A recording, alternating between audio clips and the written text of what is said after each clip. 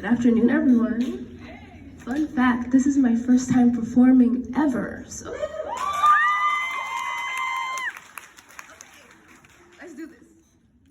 So my slam poetry is entitled, Estimated Time of Arrival Unknown.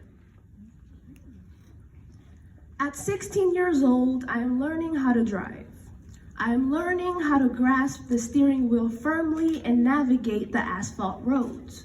So slippery, the slightest turn can lead you off course.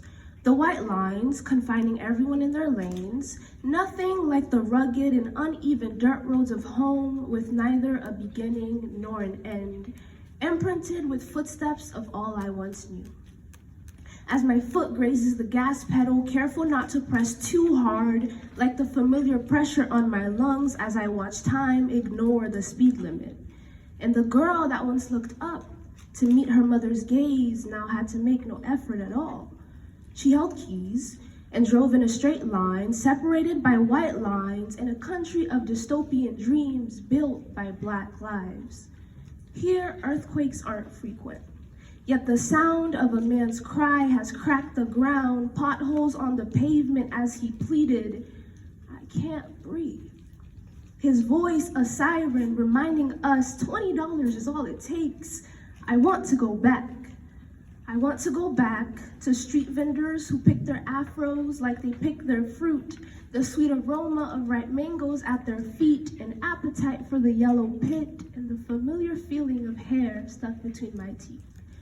I want to go back to rushing rivers, singing melodic hymns, a shade of blue that silences the melancholy blues of my thoughts. The awe of seeing my mother balance the merchandise perfectly on her head, leaving her hands free to hold my own. It must be magic, my 5-year-old mind concluded. I wasn't far off. The enchanting tone of her voice, low yet silenced the noise all around. Her gaze kept me captive, so I saw street vendors instead of street gangs. I recall her packing her clothes, and without a suitcase, I did the same. The choir of our church, the petty fights with my cousins, the sweet décolleté of my aunt, all folded and packed neatly in the back of my mind. For a flight that was crossing more than borders, but into a routine of talking through a screen, battling autocorrect who could not understand our language. It was a shift one couldn't prepare for in advance.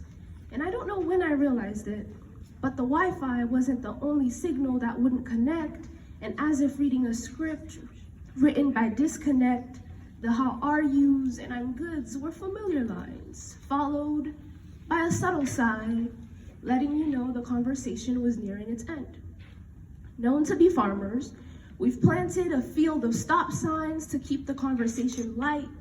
Can't tread too deep in a matted maze of misery, so we bury our fears in misleading smiles like the stray bullet casings in the backyard so the children don't see, blocking our tear ducts from doing what they were meant to when you asked how school was, like they barricaded the roads to stop us from going.